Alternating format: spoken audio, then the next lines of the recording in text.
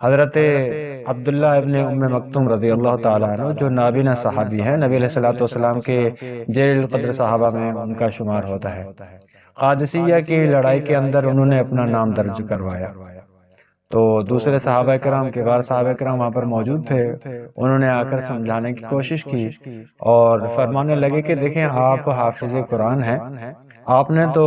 پڑھا ہوا ہے قرآن مجید کے اندر اللہ تعالیٰ نے فرمایا لیس علی الاعمى حرج ولا علی الاعرج حرج ولا علی المریض حرج، کوئی نابینا ہے تو اس کو جہاد میں نہ جانے کے اندر کوئی بھی گناہ نہیں ہے، وہ شرکت نہیں کر سکتا، لہٰذا اس کے اوپر کوئی بھی گناہ نہیں ہے۔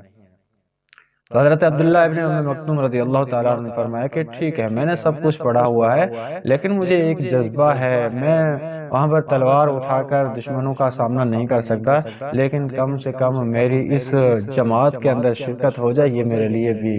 بہت بڑی سعادت کی بات ہے۔ میں مجاہدین کے ساتھ جاؤں گا، وہاں پر اذانیں دیتا رہوں گا، نمازیں پڑھاتا رہوں گا، یہ میرے لیے بہت ہے۔ تو بہرحال شریک ہو گئے اور میدان کے اندر جب جا کر پہنچی ہے جماعت، تو جماعت کے ساتھ یہ بھی جا کر وہاں پہ پہنچے۔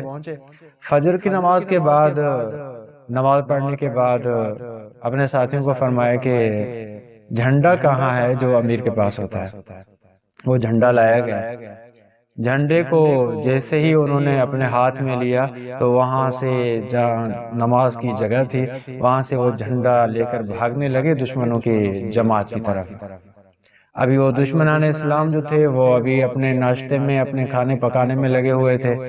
اور یہ نابینا صحابی جھنڈا لے کر اس طرف بھاگے تو دوسرے جو ساتھی تھے انہوں نے دیکھا یہ نابینا ہے، کچھ کر بھی نہیں سکے گا، خام کا ان کے جتھے میں گھس کر اپنا ہی نقصان کر دے گا، اپنی جان گنوا دے گا، اس لیے اس کو پکڑنے کے لیے کافی جو ساتھی تھے وہ بھی پیچھے بھاگنے لگے تاکہ اس کو ہم پکڑ کر واپس لے کر آئیں۔